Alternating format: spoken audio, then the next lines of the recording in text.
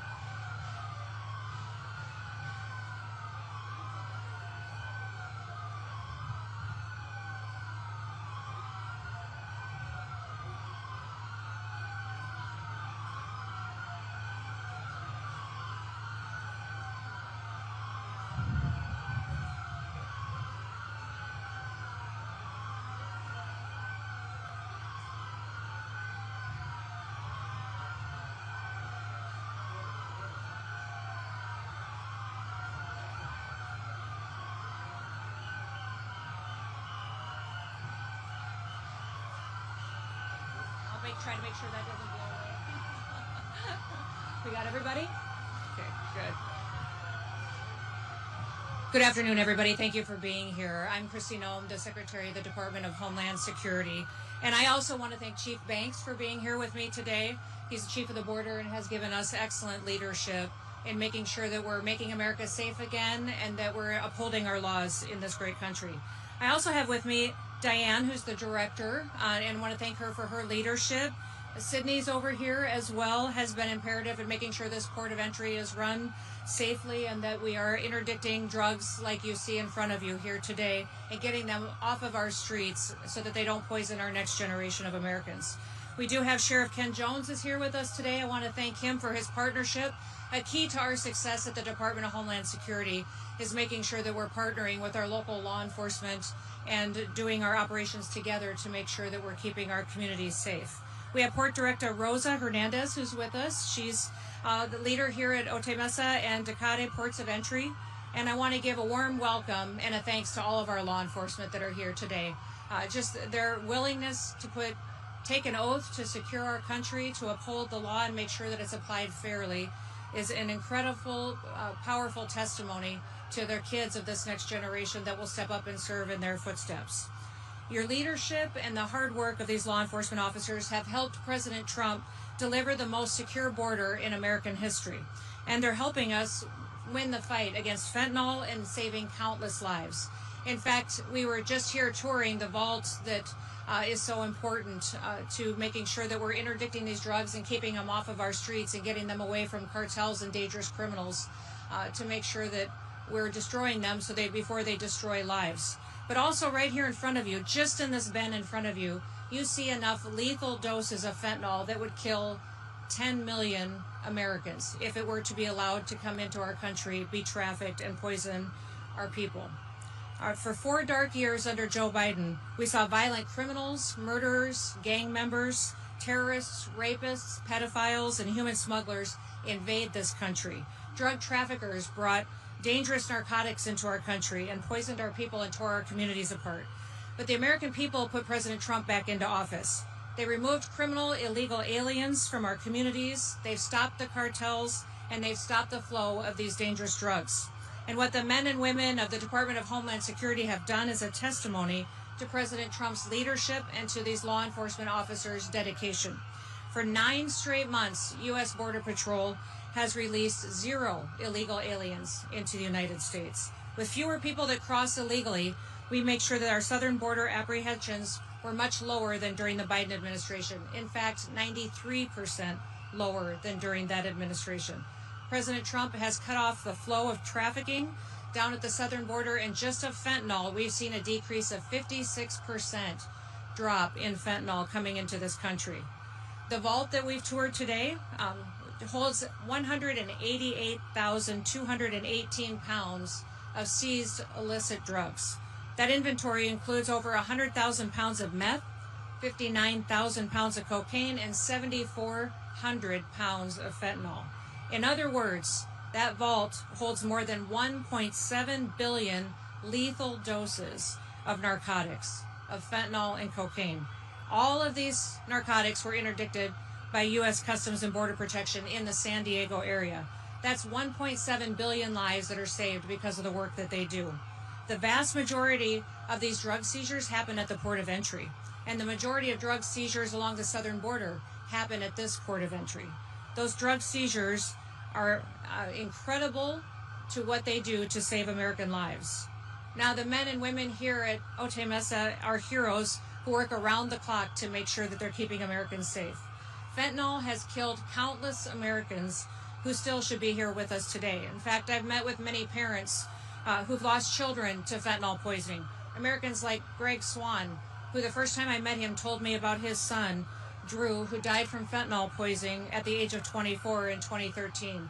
In fact, Greg is one of the co-founders of Fentanyl fathers who've lost their children because of that dangerous drug that was running everywhere and running rampant throughout our country. Also, I met Rebecca Kisling, who lost both of her sons. She lost her 20-year-old son, Caleb, and 18-year-old Kyler to fentanyl poisoning on the same day in 2020. There's far too many stories of that happening. In fact, 1 in 3 Americans know someone that has died from fentanyl poisoning. That shouldn't happen in the greatest country on earth. And President Trump gets up every single day to make sure that it doesn't happen. Thanks to him and to the men and women of CBP, we're winning the fight against fentanyl.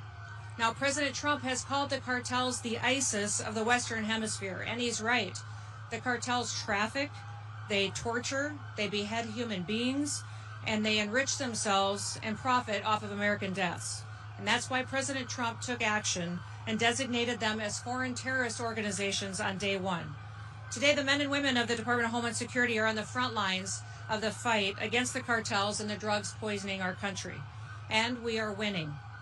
And while we stop threats from coming into our country, we can't forget about the ones that are already in our borders. Right now, in prisons and jails across California, ICE has lodged detainers on over 33,000 criminal illegal aliens.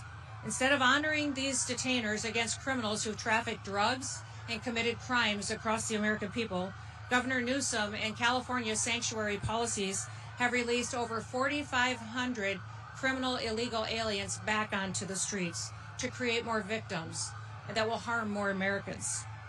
We need him to work with us and these local law enforcement and community leaders and elected officials here in California to protect Americans, to make sure that we're interdicting more of these drugs before they poison more Americans. And we need them to work with us to help make sure that we're keeping our law enforcement safe. Our ICE officers and CBP officers are facing a 1,300% increase in assaults against them, a 3,200% increase in vehicular attacks against them, and an 8,000% increase in death threats against them. On January 23rd, an illegal alien here at the San Diego Sector Border Patrol attacked a law enforcement officer, hit him in the head with a rock, left him lacerated, bruised, and bleeding. He was hospitalized, but his assailant did escape. That attack was the 7th recorded assault on a Border Patrol agent in San Diego since October. Law enforcement officers take an oath. They pledge to protect citizens, and they work hard to uphold to the truths that our founders created this country on. In the Declaration of Independence, our founders pledged their lives, their fortune, and their sacred honor to keep people safe, so that fellow Americans and our children could live in freedom, that they could live in safety. And that's the same pledge that our law enforcement officers take each and every day. They deserve our gratitude. They deserve our thanks, because their job never ends, and they keep working every single day to make sure that Americans are safe, that they're protected from criminals that would not just traffic them and their children, but also traffic these drugs in to kill our next generation. I want to thank you all for being here, and I have all the confidence in the world of the law enforcement standing here today to continue to do their work, to protect Americans. And with that, I want to introduce Chief Banks to come up and share a few words with you as well. Chief? Thank you, Madam Secretary. As the Secretary said, my name is Michael Banks, and I'm the Chief of the United States Border Patrol. I want to highlight something that the Secretary just shared with you. Enough fentanyl in front of me to kill 19 million Americans. That's in one location across the entire southwest border. As you go across the southwest border, you continue to see these type of seizures. And I'll talk about why we're seeing these type of seizures. Under the Biden administration, every Border Patrol agent was forced off the line, left the border wide open, and we're doing mass processing of illegal immigrants into the cities and into this country. When President Trump came back in on day one, catch and release ended. The United States Border Patrol has not released a single illegal alien in 9 months, and that's a record we're very proud of, and we're going to continue pushing forward. But under the leadership of President Trump and Secretary Noem, we've been able to get the most secure border we've ever had in this country. And we're not done. We're going to keep pushing until it's 100% secure. But what does that mean for these drugs that you see sitting in front of us? What that means is the thousands of OFO officers that were pulled away from port of entries and sent out to the border to help Border Patrol agents process millions of illegal aliens are now returned to their port of entries, where they can do more inspections, they can look for more narcotics, they can operate the equipment and technology that this administration has given them, and that's why you're seeing this massive increase. What you should be concerned about is how much narcotics got through in 4 years when we had little to no OFO officers down here able to do their job because they were forced to come out and process millions of illegal aliens and release them into the country alongside the Border Patrol. I'm going to pass it off to Diane Sabatino, the Executive Commissioner of Customs and Border Protection. Thank you.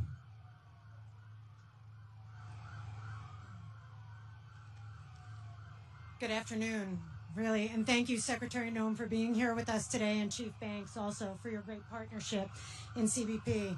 We're really grateful for the opportunity to highlight the work of our frontline personnel, the work that interdicting these narcotics every day to secure our borders and protect our communities. What you just heard from Secretary Noem reflects our mission to secure the border at ports of entry, frontline personnel applying their training, the intelligence, and technology to keep dangerous narcotics out of our communities. It's demanding work. The men and women who carry out this mission do so with professionalism, often under incredibly challenging conditions. It's never boring here in Otay Mesa, and their commitment makes a real difference to the outcomes that you see right in front of you today. And as the Secretary mentioned, our success reflects joint enforcement across CBP and aligns with the administration's priorities. Strong enforcement to ensure border security and support for the people who are the backbone of the mission that we're responsible for. And the Office of Field Operations continues to work on key initiatives, including obtaining advanced information for shipments and travelers, modernizing processing systems, and investing in technology that allows us to operate effectively. All of these efforts really support our most valuable resource, which is our frontline personnel. That includes our CBP officers, our Border Patrol agents, our import specialists, and our agriculture specialists. And the One Big Beautiful Bill Act represents a generational investment in our border security mission.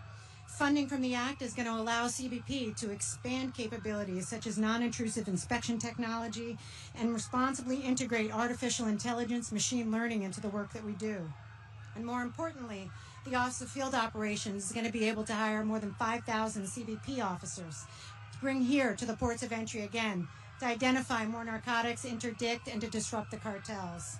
Our border security mission is national security, and our efforts are never going to stop. And we're proud to be here supporting this critical work. So thank you for being here with us today. Thank you, Diane, and thank you, Chief Banks, as well. With that, we'll open it up to any questions that you may have. Yes.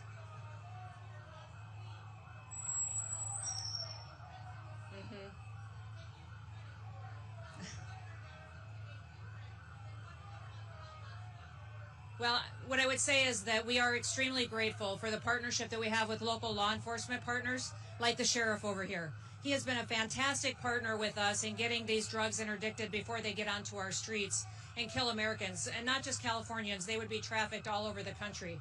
What I would say is I hope that Governor Newsom will partner with us more, that he would work with us to honor our detainers. You heard me earlier in my statement say that there's 33,000 people that are in California jails that have committed crimes against the American people. Before they are released back out onto our streets, give them to us so that if they're criminal, illegal aliens, we can return them back to their home countries so that there aren't any more victims in this country. We shouldn't be letting people stay in this country to commit more crimes when they don't have it come here the right way. So many Americans fought to come here from other countries the right way and become citizens and believe in the freedoms and the liberties we stand for. I would invite Governor Newsom to partner with us to make sure that those criminals are removed and that we continue to keep our streets safe. Well, they're obviously expressing their First Amendment rights, and we welcome that. As long as they do so peacefully, I think it's a wonderful thing. Yes.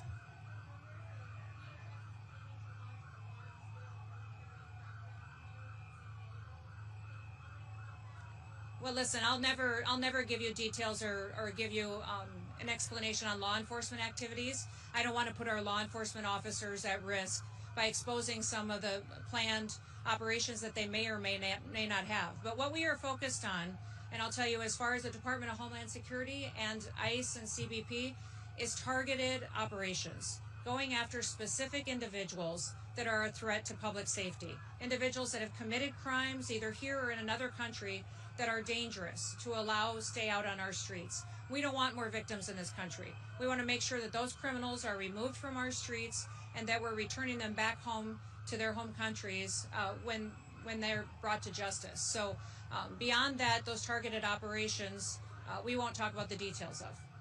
Yes.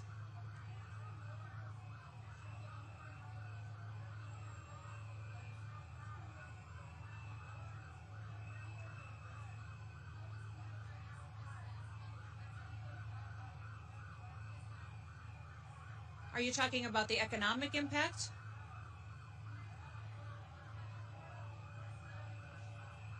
You know, what I would say is we welcome the opportunity to partner with community leaders. If they feel that in their city or in their community, that the individuals who live there, the citizens, could be better served by a partnership with us, we would love that. We would love to work with them to make sure that public safety is a #1 priority, that people feel safe in their communities, they can go to their jobs, they can go to school, and know that the laws will be upheld, they'll be respected, and that we'll work together to keep them safe. Yes. Yeah.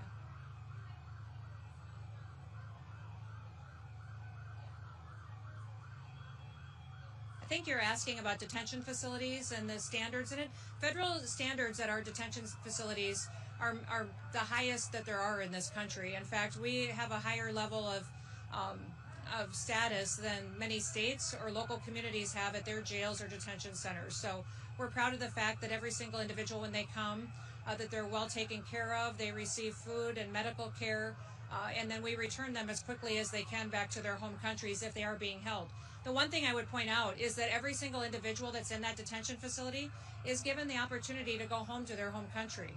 If they decide that day that they want to go home, we'll give them $2,600 and a plane ticket and take them back home. So it's their choice on if they want to stay there or not.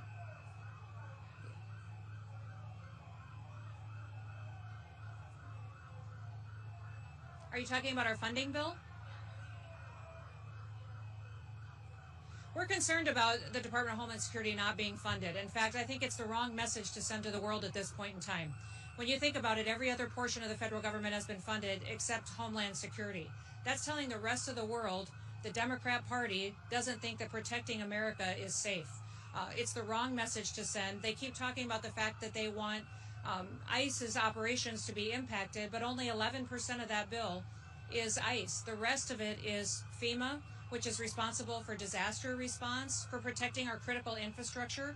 If we had some kind of an attack or a terrible disaster that hit our country, FEMA is the agency that's responsible for running our government, for stabilizing our country. And the Democrat Party is choosing not to fund FEMA and put us in jeopardy in that situation. The other things that wouldn't be funded is TSA.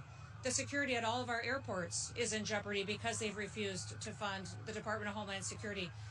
The TSA, those officers that show up and check your bags, they screen individuals on if they're safe to get on airplanes or not, they won't be paid.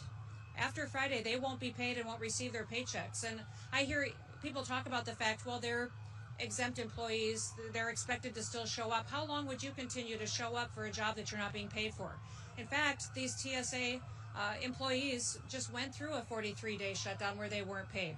How often do you expect these good patriots to keep showing up and to do their job knowing that their salaries won't be taken care of and their families' bills won't be taken care of?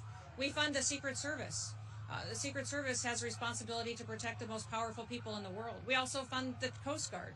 When you talk about the Coast Guard right now is keeping rivers open on the East Coast so that critical food and energy sources can get to our largest cities. The Coast Guard is out there breaking ice on the Hudson River, the New York Harbor, the East River, and keeping that ice, the rivers open so that we can get fuel and propane and fuel and food to New York and to Boston and to cities that rely on that. What you're saying by not funding the Coast Guard is that the Democrat Party doesn't think it's important that people eat or that they stay warm or that our national security is protected. So this is a dangerous situation that we're in, that the Democrat Party has chosen to shut down the department that was created after 9/11. This department was created recognizing that we are vulnerable to terrorist attacks and that American homeland needs to be funded and focused on keeping us safe within our own borders. We have all responsibility for cyber operations. in funding and going after terrorists who would attack our critical infrastructure, our electrical grid, our water systems, that would come in and hack into our intelligence agencies and our national security operations. The Department of Homeland Security has the agency that's responsible for stopping those threats and going after those bad actors. The Democrat Party is choosing not to fund them and making us very vulnerable to those terrorists being successful here in our homeland. I hope that they will come to their senses, recognize that the American people need to come first, and have a policy discussion that we should be having on a policy bill in regards to any reforms that they want to see. Last question.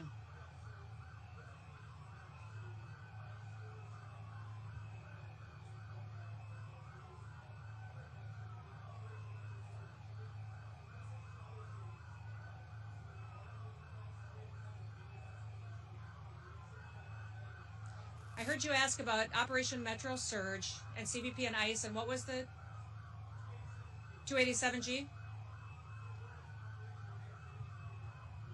No, we're still working on 287G agreements that would happen with local law enforcement, sheriff, city police. We would love to have that kind of an agreement with the Minneapolis Police Department or with sheriffs in Minnesota.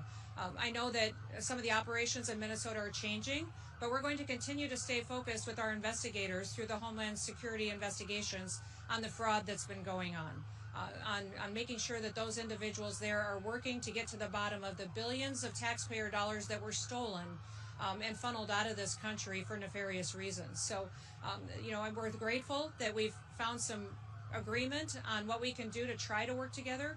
We're looking to formalize those to make sure that we can bring peace and safety to the Twin Cities. Thank you, everybody. Thanks for being here. We appreciate it. Have a great day.